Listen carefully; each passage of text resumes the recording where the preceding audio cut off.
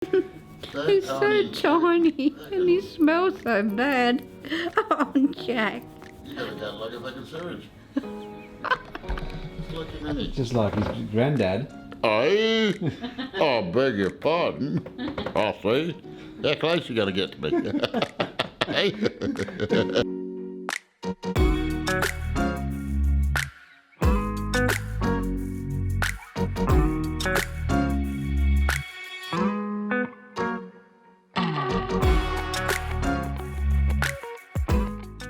G'day, you absolute legends. I'm back. Please excuse my intrusive microphone sitting here, but it's just the best audio that I can sort of muster in this little setup.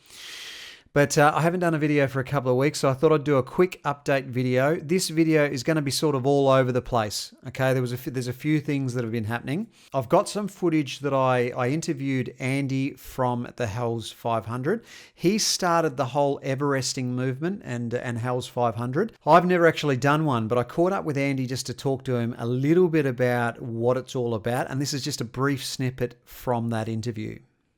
I've grown up reading mountaineering books. I love it. Like, there's no way I would ever be a mountaineer. It's too crazy, way too dangerous, but those stories are so inspiring and the locations are just incredible. So I've always had this idea of mountaineering, and the concept of Everest has always been something that's had massive appeal for me. Then one day I was just idly flicking through cycling tips. This is before I started working here. And I read this story of a guy called George Mallory, who's actually, if you know anything about mountaineers, he's actually the grandson of the George Mallory, who may or may not have been the first person to ever summit Mount Everest. Anyway, George was looking to replicate, well, not replicate his grandfather's journey, but obviously replicate the attempt. And during his training for that, he was doing a lot of cross-training in cycling, and he just thought a neat little challenge would be to ride repeats of a hill until he climbed the equivalent height of Mount Everest. So it would just be a nice training goal. So he eventually did this on Mount Donabuang. It took him, I think it was about 3 years in the end to eventually succeed with that. And I read this story and it was just, it sent chills up and down my spine. I couldn't even talk to my wife Tam about it because I knew at that point from reading it that one day I'd have to do this myself. It just, this crazy idea of riding the equivalent height of Mount Everest had just really stuck and resonated with me.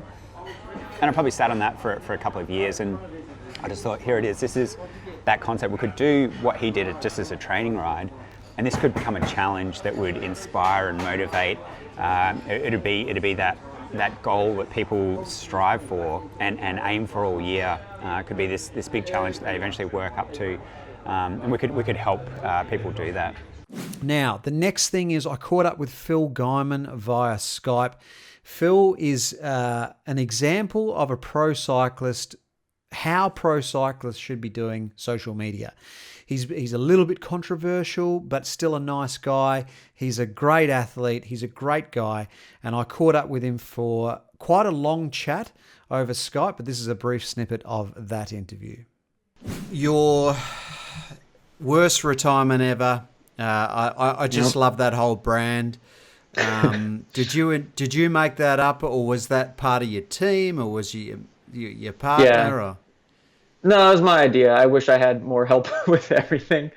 I think the idea to sort of take Strava, take pro fitness to Strava, and try to do something with that might go back to Jonathan Vaughters. There was a point where I was on the team, and then he didn't ask me back, and I was like trying to figure out what to do with it, and he sort of didn't know what it was, but it was sort of like, what if you're, I forget the way he put it, was like, what if you're back on the team, but you don't do any races, and we don't really pay you, and you just go around for hill climb records. And I was sort of like, I like the idea, except for the part where I'm working with you and where I don't get paid.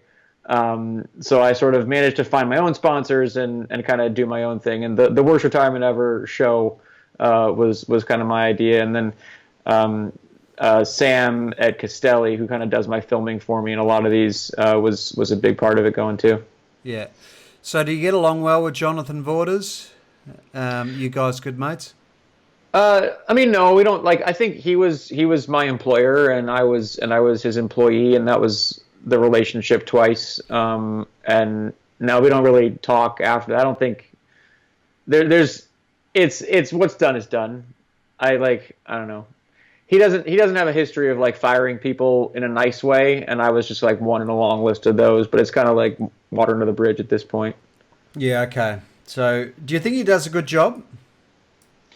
I think the team does. I think the team does well. Like I will credit him with being the first person to run a pro team to realize that you actually had to be clean and talk about it. Like when his team, like his whole mission was, we're gonna not have doping, and we're gonna have internal testing. I think that he was one of the first ones to do that. Honestly, I think that he probably saved the sport in a few ways, at least from going further into the holes for a few years there. So yeah, from that perspective, I think he did a lot for the whole sport. Okay, so the next thing. As a lot of you know, I am a surgical device sales rep. So I spend a lot of my time, a lot of my day with surgeons, and I stand in theatre and I help them do the operations using my equipment. And obviously I build good relationships with these surgeons. And this particular surgeon, Arun, he works in the northern region of Melbourne, but he is a plant-based surgeon. We caught up with him for a little chat, and this is a brief snippet of that interview, which I think the vegans and the plant-based people will find very interesting. It's not just the protein that you're giving yourself when you are talking about taking meat or chicken or whatever it may be. You're also giving yourself all the antibiotics, all the hormones that that particular animal or bird might have been fed. But what we are also not seeing is any diseases that those animals may be carrying with them. What is very pertinent to know is the World Health Organization classes meat as the number one carcinogen for colorectal cancer. Now, isn't that obviously many people don't know about it because it's not been advertised that way. So why is this is profound information? Why is everybody not talking about it? Because it is not in the interest of industry. The Australian beef industry doesn't want you to know that. The Australian, dairy industry doesn't want you to know that. And by the way, for the last 3 years, I am vegan. I have given up dairy as well because dairy is pro-inflammatory. Human beings are the only beings that have this urge to drink milk past their teenage years. No other form of life. You see any animal until they are infants, their babies until infancy, they will suckle the mom. But after that, they are feeding them. They don't need the milk. Why human beings? And then this concept of A2 milk. And we are living in a myth which is being promulgated by the industry in the interest of their finances that you need to take these medications. You need to take proteins. Too much protein is actually pro-inflammatory. It causes inflammation, which is now known to be the basis of the 4 major killers in our society: cancers, cardiovascular diseases, diabetes, and obesity. And we are in the midst of a global obesity epidemic. So if you guys want more of Arun and you want any of these guys, actually Phil Gaimon, Arun, Andy, let me know, and we'll get these guys on for more interviews and stuff. But the final bit of this video is I caught up with my mum and dad. They came over from Perth. They spent a few days over here. They stayed in the city, and just because they wanted their own space at the Novotel there. So we caught up with them, and this was the last night pretty much that we caught up.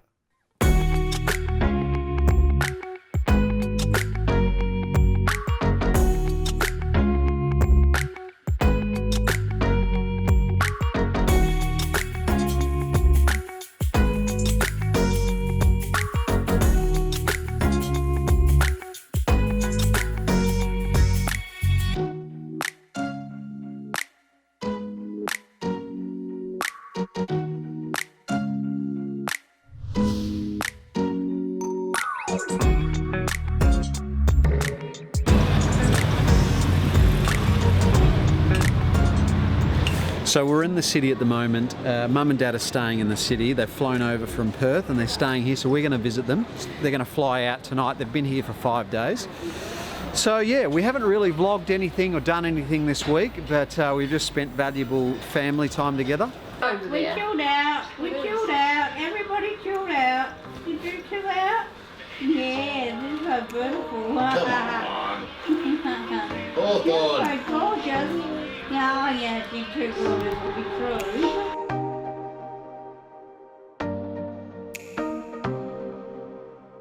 If you're ever in for work in Melbourne, this looks like an awesome hotel. Have a look at this room. It's cool, isn't it? It is cool. Like, it's quite a nice room for what it is. How much did it cost? Was it expensive? Yeah. Was it expensive? $2.30, I think. $2.30 a night. That's pretty cheap in the city. For Melbourne, that's very cheap. $2.40 or something like that. Includes breakfast. Very good. Not that I eat much, but You're a natural in front of the camera, Mum. Aren't you? no.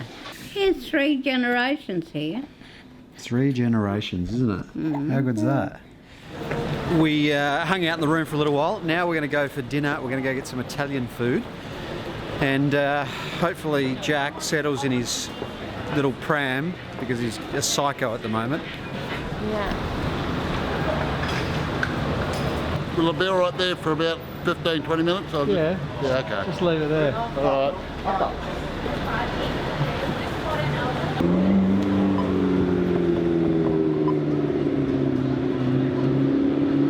Bloody good food, Italian food. I ate it all the time when I was in Italy.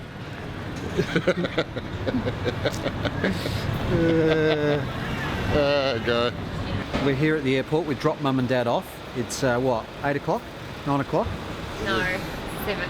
Like 7:30. It's 7:30. It's so 7:30. dark. Yeah, 7:30. You're going to miss the little fella. You're going to miss the little fella? What about us? You're going to miss me? Of course. That goes without saying, but, you know, the little man. He's the fave. Yeah.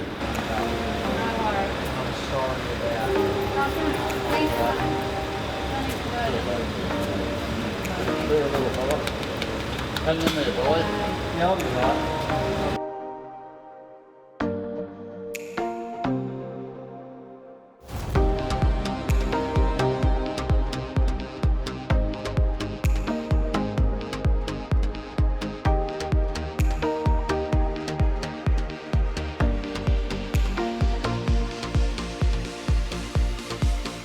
When you were in cycling and you know, when we get into these conversations, it's hard to actually get a genuine answer out of people because you're obviously in awkward situations and there's still relationships. But do you think there was a lot of people doing it around your time doing, and if they, what were they doing? Maybe not EPO, but were they? Yeah. I don't know. I honestly, like, when I think that the years that I was sort of in there were kind of the cleanest. I think that like a lot of the EPO kind of, that generation was pretty washed up at that point. And the guys who came up who were my age sort of just like saw the reaction to it and saw, you know, the big teams folding every year. I feel like the US scene was clean because I got to the top of it. That's kind of the only way I can know is if I'm winning, how dirty can anybody be? Yeah. And then in Europe, like I was on Slipstream, which is kind of like, I didn't see anything suspicious there. If anything was going on, I like the guys that I know really well and I would trust. And also like we're a notch below. So I think there were definitely like a lot of guys at the front of the pack who, you know, might have had some remnants in their system from years of EPO abuse before. I don't know if that makes you stronger. So there were times that I sort of like felt that there were some guys I raced against. It's like, man, he was doing some stuff 8 years ago, and I got to try and not get dropped now. Yeah. And it's so, you know, I think, you know, once you do this stuff as well, there's a lasting effect, you know, positive. I mean, if you did it for 3 or 4 years and then gave it up, I think you know, your output's going to be significantly higher even when you're not doing. I've heard scientific arguments to the contrary, actually, but from what I've seen, it's just like that would like doing a few Tour de France's dope would probably be great training at the very least. It's something that like you can't really replicate. Yeah. And Yeah. that would stay in you.